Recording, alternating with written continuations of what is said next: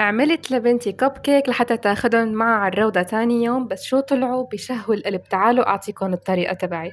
أول شي ضفت 4 بيضات بحرارة الغرفة، وفوقهم منهم زر فانيليا وكاسة سكر وكاسة زيت وكاسة لبن، وبعدها حركتن كتير منيح بالمضرب اليدوي. فيكن كمان تستخدموا الخلاط لحتى داب معي السكر، وبعدها ضفت عصير ليمونة ورجعت حركتن. هلأ الخليط الجاف هو عبارة عن 3 كاسات من الطحين، وضفت لهم ظرف بيكنج باودر وحركتهم كتير منيح مع بعض. وهلأ رح أنزل الطحين على الخليط السائل على دفعتين. نزلت الدفعة الأولى وحركتهم، ورجعت نزلت الدفعة الثانية وحركتهم.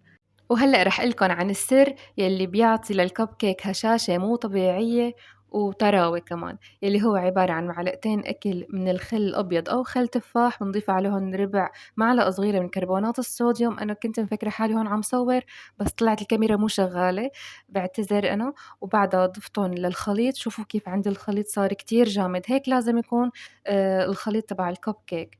هلأ ضفتهم بقلب القوالب هدول، أنا هدول القوالب كتير بحبهم، كتير باستخدمهم أكتر ما إني أستخدم الصينية تبع الكب كيك، ما بعرف ليش. دخلتن على فرن محمى مسبقًا، كان شغال من فوق ومن تحت على درجة حرارة 180، بس لما دخلت الصينية على الفرن طفيت من فوق وخليته شغال بس من تحت. أخدوا وقت 20 دقيقة بس. وشغلت بعدين آخر شي من فوق شي 5 دقايق لحتى يتحمر وشّن. وشوفوا انتوا النتيجة بعينكم قديشها نافشة وهشة كتير من جوا وطرية، حتى جوسي يعني ما لها ناشفة أو بتغصص. وهيك كانت النتيجة النهائية. لو حبيتوا فيديو اليوم ما تنسوا تدعموه بلايك، وتابعوني يوتيوب، الرابط بالبايو.